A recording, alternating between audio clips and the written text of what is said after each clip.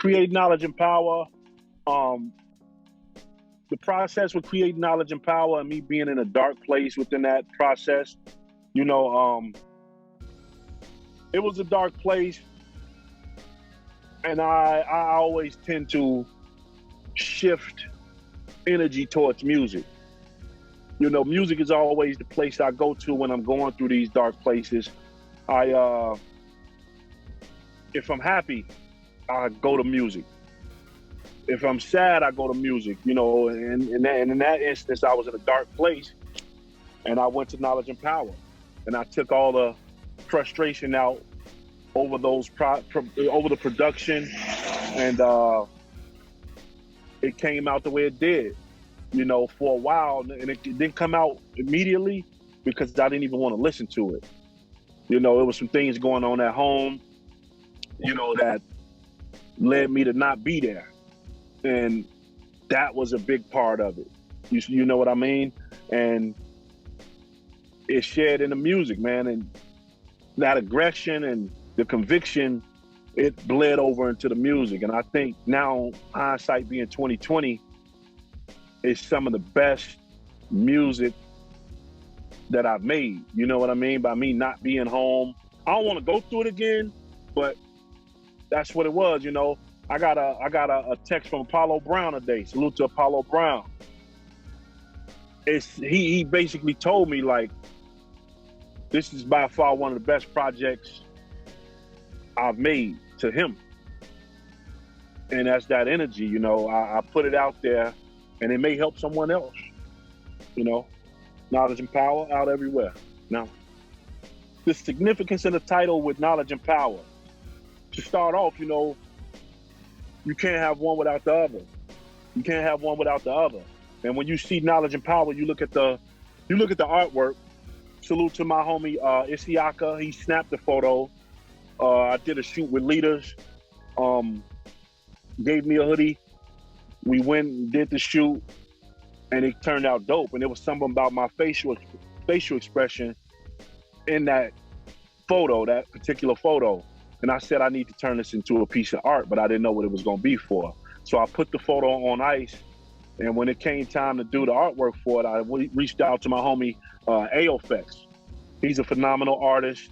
I don't want to call him up and coming, but you know, he's a sleeper. He's going to be doing a lot of artwork for people soon. Reached out to him. It had to be about 75 edits. It looks simple, but we did like 75 edits from like 3 in the morning to 7 in the morning. And once you look at the artwork, right, I'm sitting there with a leader's hoodie on and it says lead. I consider myself to be a leader. And on one hand, on the knowledge side of it, you have the black arm holding out books. On the books, it says history, finance, and religion. They don't teach that in school anymore. They no longer teach history, finance, and religion in schools. So, by that being a black hand, that means our people need to teach one another. We need to uplift, for lack of better words, one another. You know what I mean? Like I could teach GQ something and he could give me some knowledge on something about any of those topics or anything, you know? And then you go on the other side you go on the power side of it. Why do I have guns in my photos and my artwork?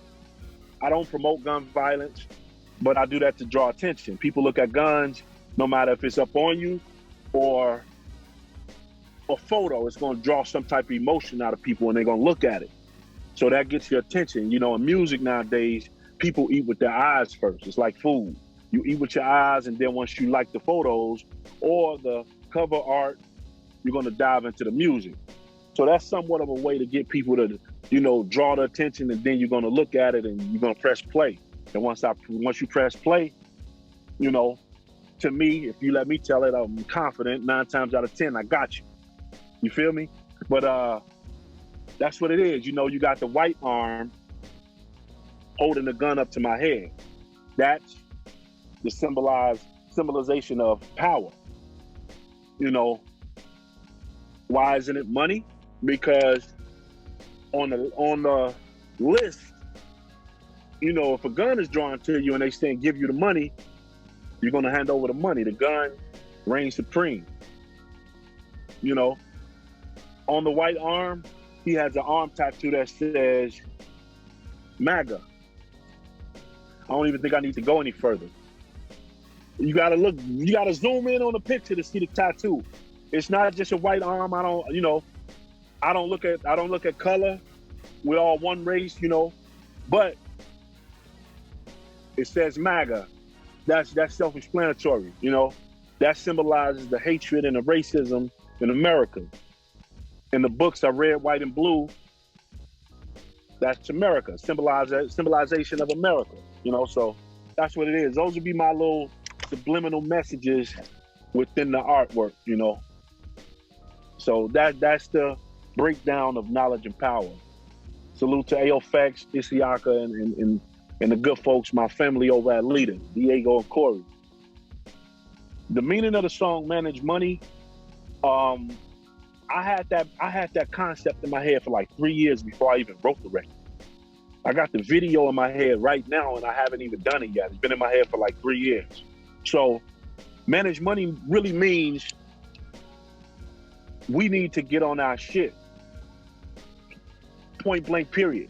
We need to get on our shit. And I use myself as an example because I'm guilty of some of those things.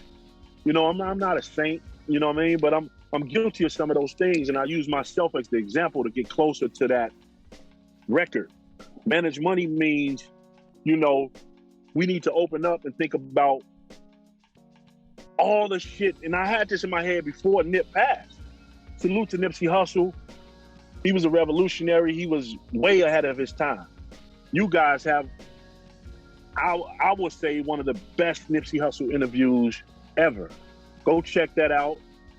24/7 HH, Nipsey Hussle. You're gonna get that. You know what I mean? I've seen that interview everywhere.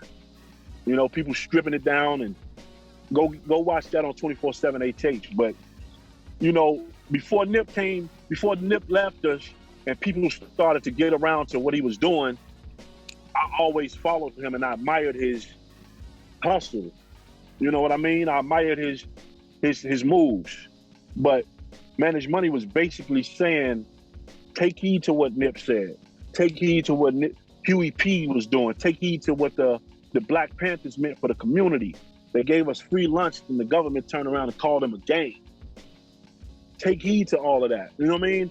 So that's basically what that song was.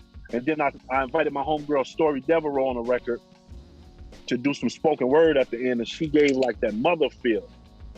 You know, she did the spoken word, and the details within her piece was so provoking of the thoughts. It was like, you know, rest your head on my bosoms and stuff like that. It was warm, and it just came out to be a very dope record. And we're gonna shoot the video for that, and that's gonna take it to another level. But Manage Money, all in all, it was that, you know, take heed to the revolutionaries and the visionaries before us, and we need to get on our shit and own our own shit so we can do what we need to do with it. Sort of like, you know, what Akon is doing with his shit and what's going on over in Africa. You know, we need to do that. Why can't we do that in America?